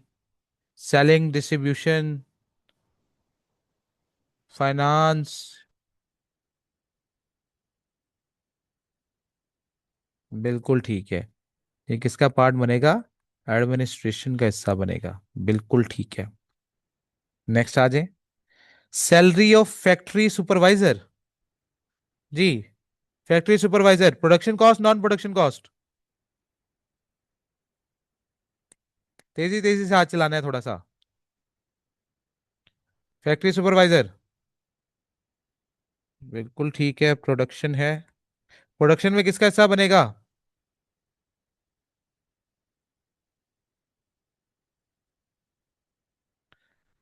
बिल्कुल ठीक। Very good. Indirect labour. Good good. Next. Salary of payroll supervisor. Production, non production.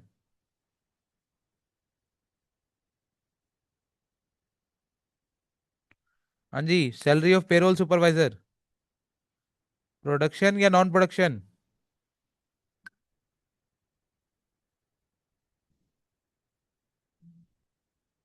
Good. ठीक है, नॉन प्रोडक्शन। बिल्कुल ठीक है, नॉन प्रोडक्शन में किसका पार्ट बनेगा?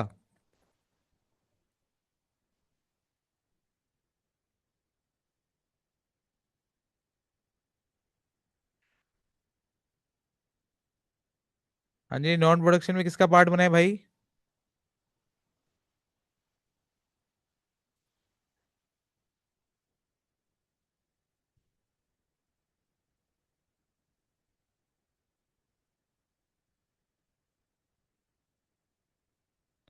उसने कहा सैलरी ऑफ पेरोल सुपरवाइजर है, ये फाइनेंस का ऐसा नहीं होगा। फाइनेंस का मतलब होता है उधार लेना। ठीक है। तो ये आएगा एडमिन के अंदर। ये एडमिनिस्ट्रेशन है जो लोग, ठीक है ना, ये लोगों के लिए काम कर रहा है। ठीक है, फाइनेंस होता है उधार। Rent of warehouse for storing goods ready for sale. Production, non production. ठीक है, नॉन प्रोडक्शन। नॉन प्रोडक्शन में किसका पार्ट बनेगा?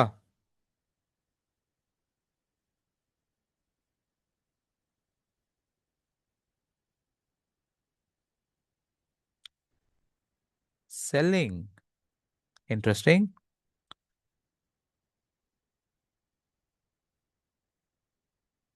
Anyone else? नॉन प्रोडक्शन में किसका पार्ट बनेगा?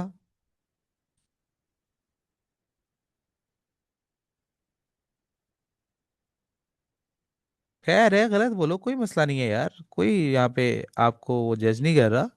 गलतियां होती हैं, इंसान है यार। ओके, एक ने का डिस्ट्रीब्यूशन। Very good. डिस्ट्रीब्यूशन बनेगा क्यों? क्योंकि वेयर हाउस से आगे चीजें डिस्ट्रीब्यूट होंगी, क्योंकि वेयर हाउस से कभी सेल नहीं होती। वेयर हाउस से आउटलेट्स पे जाके सेल हो सकती हैं। आउटलेट्स को मैं सेलिंग कॉस्ट जरूर कह सकता हूँ, लेकिन वेयर हाउस को नहीं। वेयर हाउस से तो आगे डिस्ट्रीब्यूट होंगी चीजें। तो डिस्ट्रीब्यूशन का पार्ट बनेगा ये। ठीक है। अच्छा, नेक्स्ट। अगली गाने की है loan interest. Production, non production.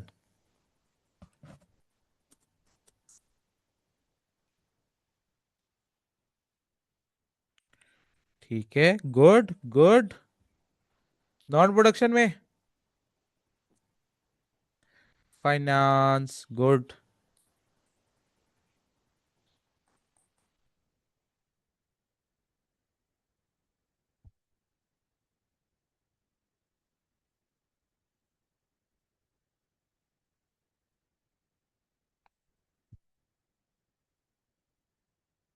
ठीक है। नाजमा बेटा, आप सबसे ज्यादा खामोश बैठे हुए हो, जवाब दिया करें। Salary of factory security. Production, non production.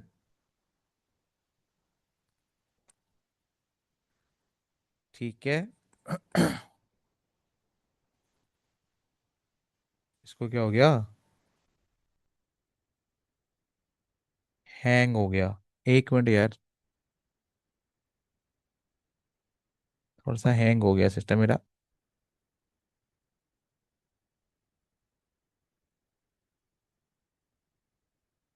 हाँ।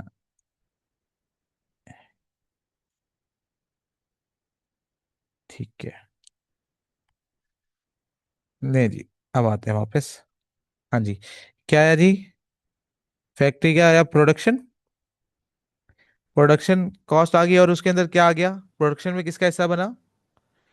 Indirect labour, very good.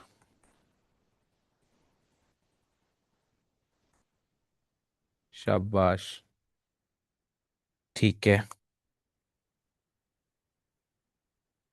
मेरे हैंग ज्यादा हो रहा है। क्यों?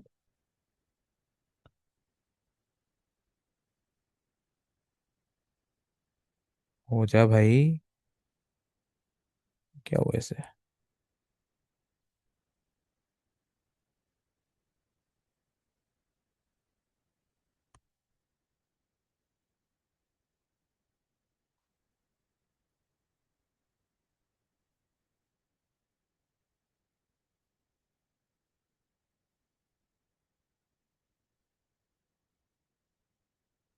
अब ठीक हो गया।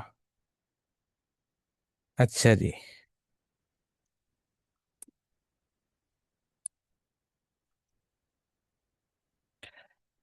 Question number 3। क्वेश्चन नंबर 3 में क्या कह रहा है? इसी तरह बताना है हमें, प्रोडक्शन है, नॉन प्रोडक्शन, और आगे उसके पार्ट बताने हैं। कहता है early settlement discount for customers who पे अर्ली। हाँ जी, प्रोडक्शन नॉन प्रोडक्शन। ठीक है। नॉन प्रोडक्शन, नॉन प्रोडक्शन में क्या आ जाएगा? नॉन प्रोडक्शन में आगे सेलिंग। ओके। ठीक है।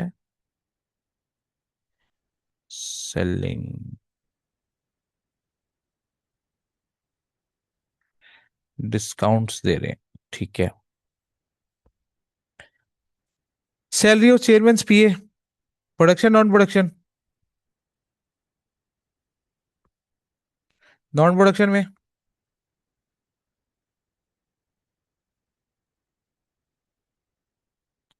नॉन प्रोडक्शन में एडमिन का पार्ट बनेगा। गुड। ठीक है। उसके बाद है road tax license for delivery vehicle.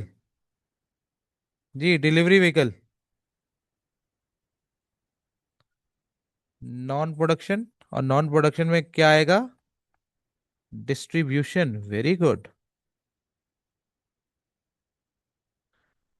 Okay, next. Bank overdraft fee. Non production है। ठीक है, नॉन प्रोडक्शन में क्या आ गया? फाइनेंस। ठीक है। फिर आखिरी क्या आ गया? सेल्समैन्स कमीशन।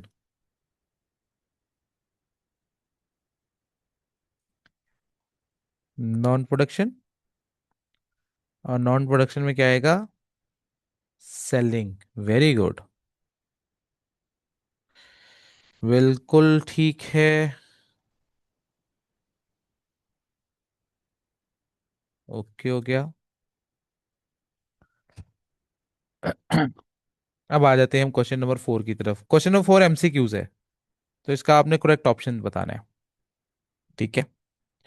कहता है which of the following be classified as indirect labour? इसमें से इनडायरेक्ट लेबर कौन सी है? इनडायरेक्ट बतानी है। A assembly workers, B a store assistant a factory store, C plasters in a building company, or D, an audit clerk in an ordinary in an accountancy firm? जी, इसमें से indirect labour कौन सी है? Option A, B, सी और D.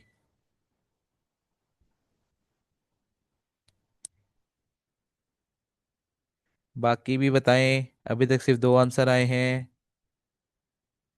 अच्छा जी, एक सी, एक ए, 2 B, एक D. माशाल्लाह से सबने हर ऑप्शन को सिलेक्ट कर लिया हुआ है तकरीब। बी या डी? ओके। अच्छा, ये ना मुझे बीडी कैसे लग रहा है, जैसे ओपनिंग बैलेंस है किसी चीज का। BD, BD balance.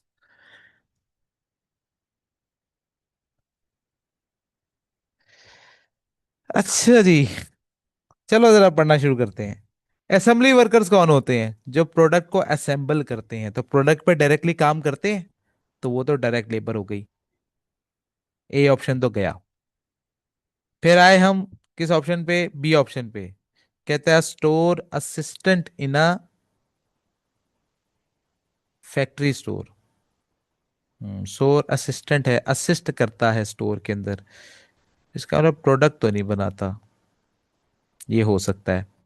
फिर क्या आ गया? प्लास्टर्स इन बिल्डिंग कंपनी, जो बिल्डिंग बनाती है, बिल्डिंग बनाने वाली कंपनी में जो वहां के प्लास्टर करते हैं, उनके ऊपर रेड सीमेंट लगाते हैं, डायरेक्ट वर्कर हैं भाई, बिल्डिंग बनाने में डायरेक्टली इन्वॉल्व होते हैं।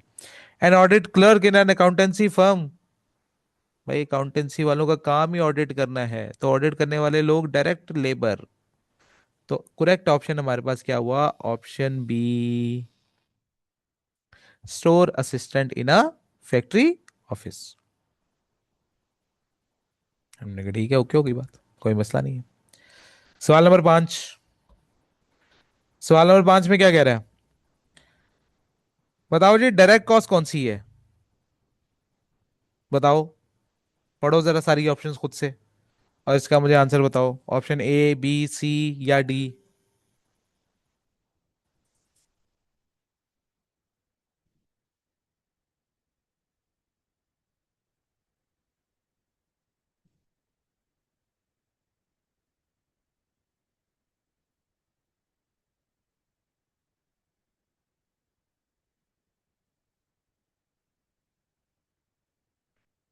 एक ने बताया है बी है, एक ने बताया है डी है,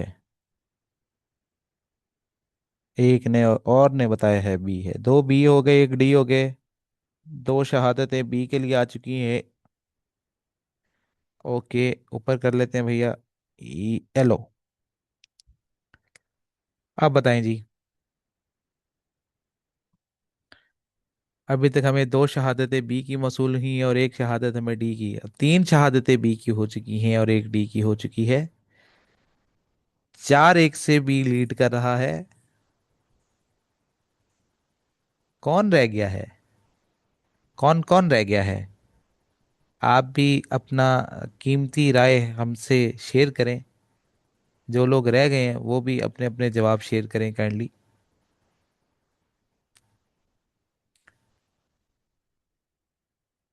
हाँ भाई, कुछ कहना चाहेंगे?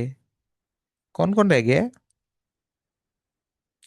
दे दो यार जवाब। इतना भी औखा सवाल नहीं था।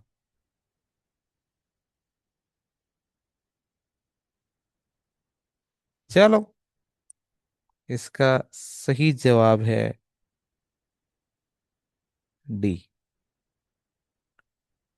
B is not a right option. क्यों? उसकी रीजन बता देता हूँ। ये उसने लिखा है cost which can be identified with a single cost unit, यानी कि कॉस्ट पर यूनिट कैलकुलेट की जा सकती हो, या पूरे डिपार्टमेंट की कॉस्ट कैलकुलेट की जा सकती हो। टोटल कॉस्ट तो नहीं, या की वजह से गलत हो गया। अगर ये और की जगह वर्ड एंड होता, तो आप लोगों का जवाब दुरुस्त होता।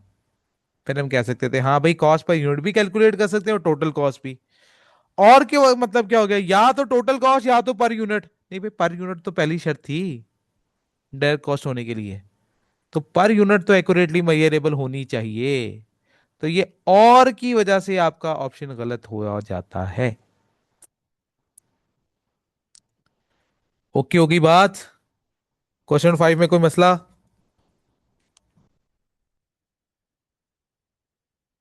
कहानी क्लियर है? चलो, ठीक है। क्वेश्चन नंबर 6 पर आ जाए भाई। क्वेश्चन 6 में क्या कह रहा है? क्वेश्चन 6 में आपने बताना है डायरेक्ट कॉस्ट है कि इनडायरेक्ट कॉस्ट है, और फिर आपने उसकी कैटेगरी ऑफ ओवरहेड भी क्या करनी है?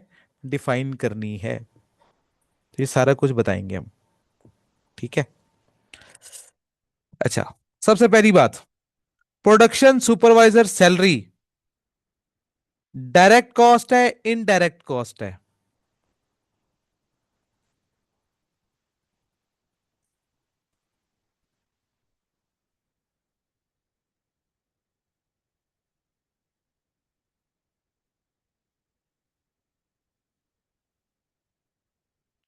हाँ भाई बोलो।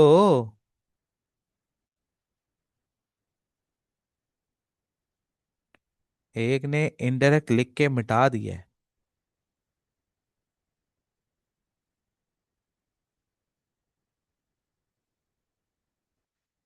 इनडायरेक्ट है भाई। Indirect cost. क्योंकि सुपरवाइजर तो प्रोडक्ट नहीं बनाता, वो तो सिर्फ प्रोडक्ट बनाने वालों पे नजर रखता है। अच्छा, फिर कैटेगरी ऑफ ओवरहेड क्या आएगी?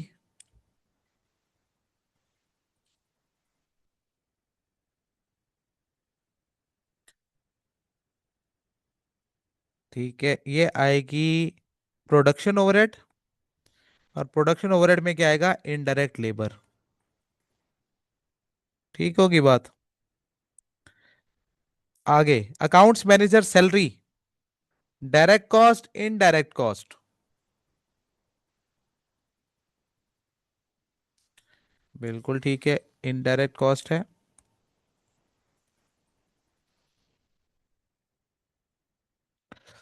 प्रोडक्शन ओवरहेड है, नॉन प्रोडक्शन है।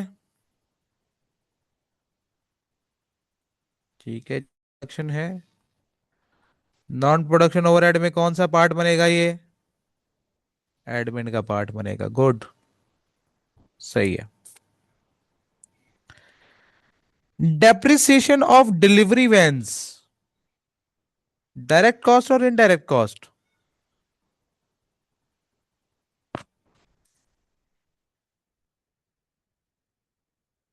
हाँ जी, डेप्रिसिएशन डायरेक्ट है, इनडायरेक्ट है? ठीक है, इनडायरेक्ट कॉस्ट है। प्रोडक्शन है, नॉन प्रोडक्शन है?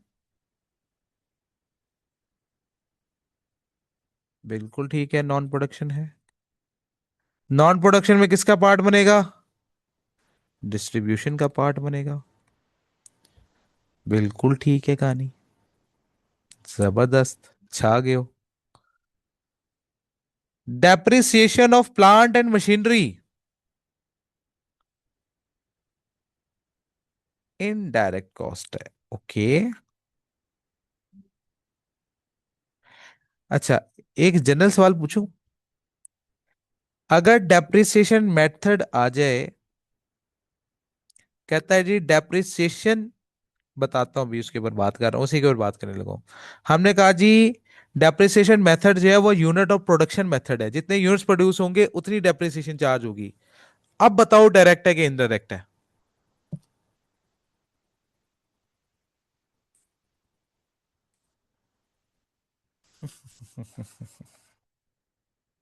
बेटा तब भी इनडायरेक्ट ही है। ये डायरेक्ट फिर भी नहीं बनेगा। रीजन बताता हूं। हमने क्या कहा था? दो शर्तें हमने कहीं से डायरेक्ट की। एक, cost per unit accurately measurable होनी चाहिए। और वो प्रोडक्शन में डायरेक्टली इन्वॉल्व भी होना चाहिए। डेप्रिसिएशन तो एक एस्टिमेट होता है भाई। एक्यूरेसी कहां से आएगी उसके अंदर? एक्यूरेसी तो ला ही नहीं सकते। कहां से लाओगे accuracy? Depreciation is a estimated method. कोई भी मेथड आप अप्लाई करने जाओ तो सबसे पहली चीज क्या पढ़ते हो I16 के अंदर जाके? It's an estimate. चाहे जेड़ा मर्जी मेथड हो बाजी, फर्क ही नहीं पैदा। बात समझ आई है? तो डेप्रिसिएशन का तुम कोई सा भी मेथड लगा रहे हो, ये इनडायरेक्ट कॉस्ट ही रहेगी सारी जिंदगी। ओके। हाँ जी, production cost, non production cost.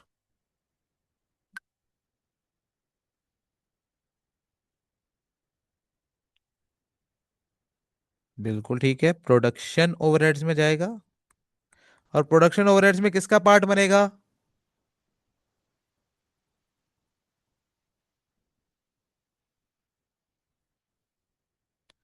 Production में किसका पार्ट बनेगा? है क्या? नहीं नहीं, नहीं नहीं नहीं। मटेरियल नहीं, बिल्कुल भी नहीं। ये मटेरियल कहाँ से आ गया? बेचारा मशीन है। और मशीन के ऊपर से डेप्रिसिएशन है।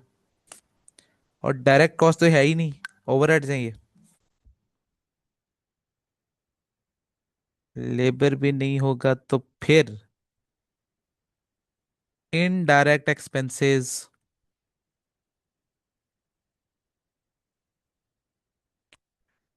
ओके होगी गानी। ये इनडायरेक्ट एक्सपेंस में जाएगा। अच्छा जी, आगे आ जाओ। Wages of production worker, direct cost indirect cost.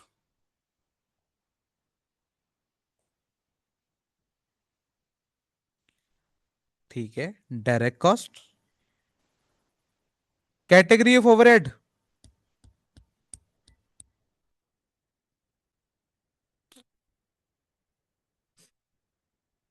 बस यहीं पे तुम लोग मार खाते हो। ऊपर पढ़ा के आए हो अभी। खुदा कॉफी करो। उस्ताद जी, डायरेक्ट कॉस्ट है। डायरेक्ट कॉस्ट का नाम तो ओवरहेड था ही नहीं। ओवरहेड तो था ही किसका दूसरा नाम, इनडायरेक्ट कॉस्ट का। यहाँ पे कोई कैटेगरी ऑफ ओवरहेड नहीं आएगी। एप्लीकेबल ही नहीं है उस्ताद जी, क्या हो गया। है ही नहीं। मुक गई गल। डायरेक्ट कॉस्ट अलग चीज है, ओवरहेड और चीज है। ओवरहेड का और डायरेक्ट कॉस्ट का आपस में कोई ताल्लुक वास्ता नहीं है। बात क्लियर है।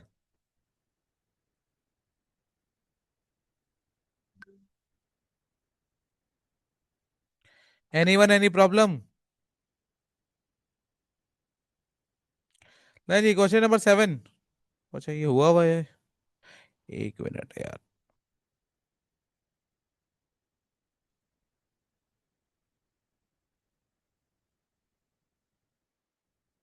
चलें जी। क्लासिफाई करना है। Direct material, direct labour, direct expenses, indirect material, indirect labour, indirect expenses, non production overheads बताने हैं। Small amount of icing sugar sprinkled on the some of the cakes.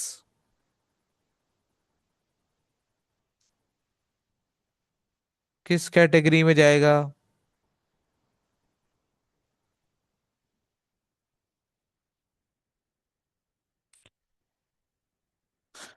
बिल्कुल ठीक है। Indirect material. ठीक है।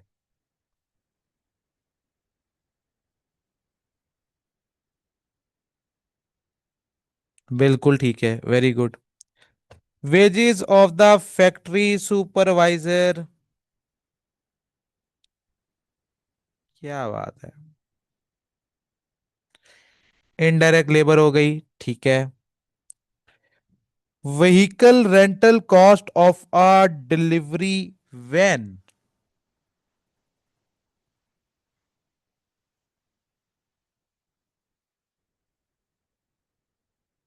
हाँ जी। Vehicle rental cost of a delivery van. Good. Non production. क्या बात है। एग्स, अंडे। बिल्कुल ठीक है। डायरेक्ट मटेरियल आ गया। फिर wages of the person who pack the bread at the end of the production line।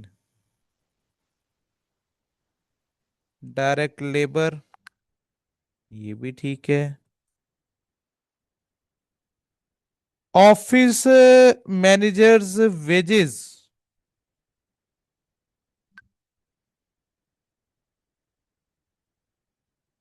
Officer manager wages. बिल्कुल ठीक है, नॉन प्रोडक्शन।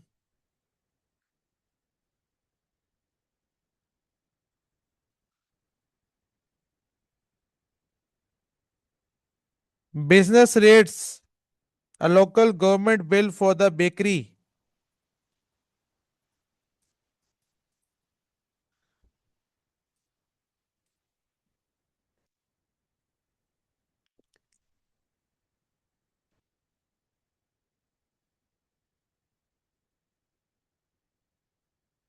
ओके, एक ने जवाब दे दिया, बाकी भी बोलो।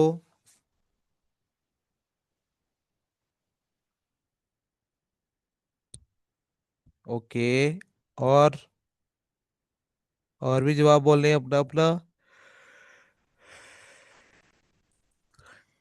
बिल्कुल ठीक है। Production overheads, indirect expenses.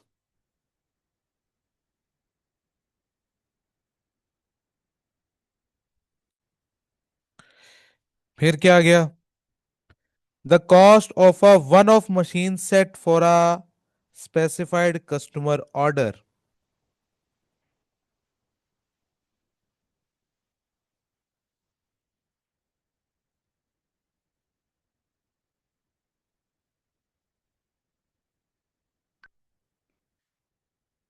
हाँ जी भाई, लास्ट वाला।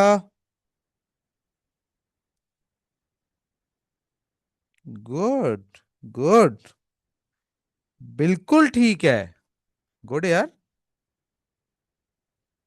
डायरेक्ट एक्सपेंसेस, जब भी कोई स्पेसिफिक कस्टमर ऑर्डर हो तो हमेशा याद रखनी है वो बात कि वो डायरेक्ट कॉस्ट बन जाती है। तो स्पेशल ऑर्डर पे या कस्टमाइज्ड ऑर्डर के ऊपर जो भी खर्चा आता है उसको हम डायरेक्ट कॉस्ट का हिस्सा बनाते हैं। ओके, हो गई बात। यहां तक किसी किस्म का कोई मसला, कोई सवाल? यहां तक आनी है, सबको क्लियर है?